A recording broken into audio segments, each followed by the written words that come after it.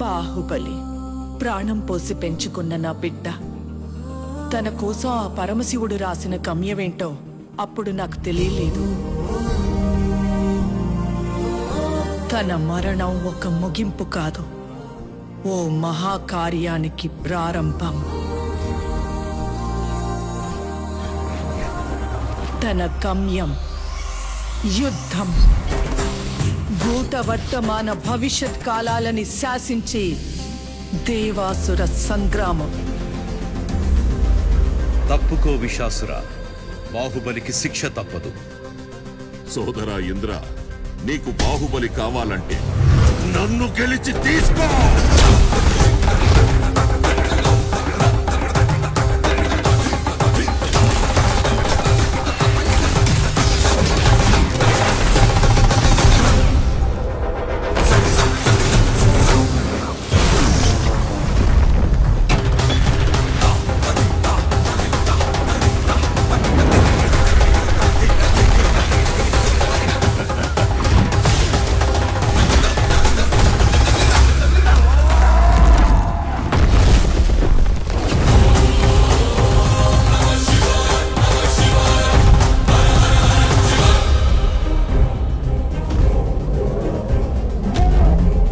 బాహుబలిని ఎవరు కాపాడతారు ఇప్పుడు?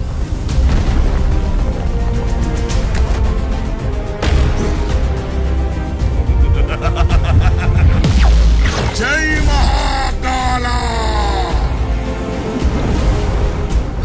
అదే ప్రశ్న ఇంద్ర, ఇప్పుడు నిన్నెవరు కాపాడతారా అని.